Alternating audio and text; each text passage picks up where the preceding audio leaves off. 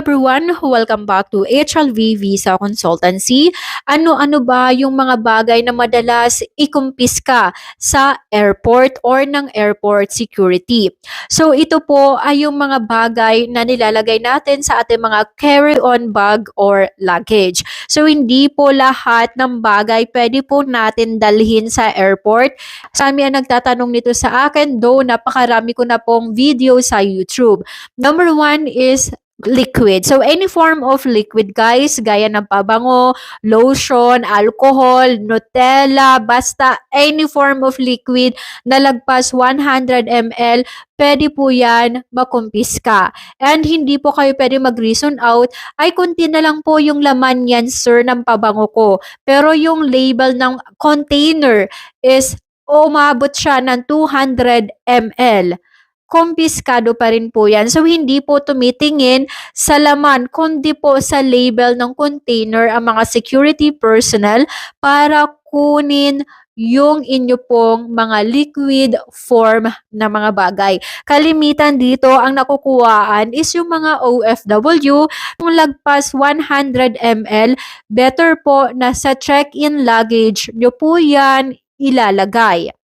Or kaya naman kung gusto mo talaga sa loob ng airport, may mga bilihan po dyan. So paglagpas ninyo ng security, makikita ninyo, meron na po dyan mga shops. So pwede na kayong bumili at wala na po dyan limitation. So kahit bumili kayo dyan ng 1 liter, 500 ml na pabango, pwede nyo na pong gawin. Kasi yung mga nasa loob ng airport is proven safe. Yung dala-dala mo hindi proven na safe. Mamaya pwede yan maging cause ng fire o kaya naman sumabog yan.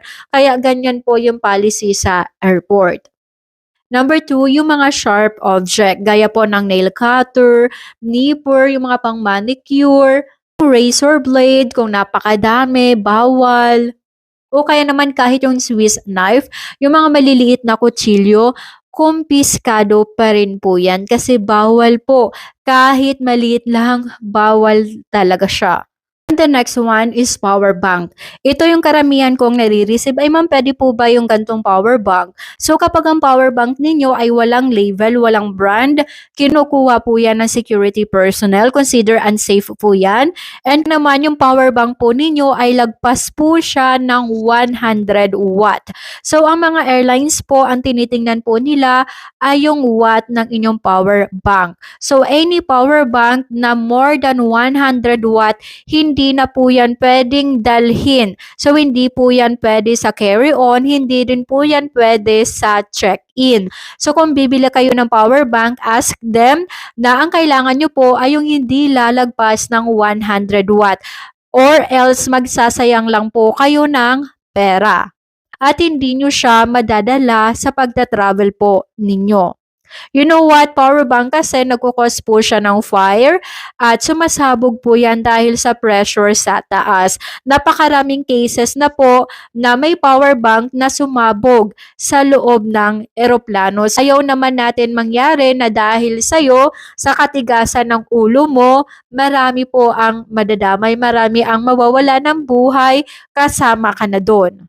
Kung ang nakasulat naman sa power bank ninyo is Ma, kasi may mga power bank na hindi watt yung nakasulat, Ma siya, yung MAH. So, ang pwede po is 10,000 to 20,000 Ma. Pwede po yan ilagay sa carry-on. So, hindi na po dapat yan lalagpas ng 20,000 Ma. Pang-apat, lighter and post-pro or match.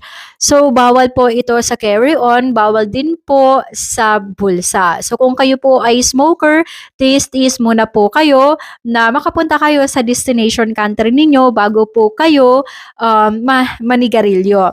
So, meron cases na isang passenger nakunan siya ng lighter sa loob ng kanyang carry-on and it caused delay. Kasi isang lighter lang, kailangan pong i-check yung buong carry-on luggage niya. And kung marami kayo, so pwedeng maiwan ka ng eroplano. So kung alam natin na bawal, then wag na po natin subukan pang dalhin. Number 5, yung mga aerosols or kaya naman pressurized item. So, ano-ano ba ito? For example, yung mga deodorant spray. So, kung hindi naman lalagpas ng 100 ml, yes, pwede pang makalusot. Pero kung yung malaking bote na or container, yung dala-dala po ninyo, bawal na po ito. Bawal din po yung mga hairspray o kaya naman kahit anong insect spray. So yung asawa ko, bumili siya ng insect spray for my child kasi pupunta kami ng Pilipinas and ang lalaki niya guys. So sabi ko, you cannot bring this. You cannot carry this in carry-on. So pwede lang siya sa check-in pero bawal po sa carry-on. Number 6, mga tools or mga hardware product. Kalimitan sa mga nakukunan is yung mga pauwing OFW, mga lalaki.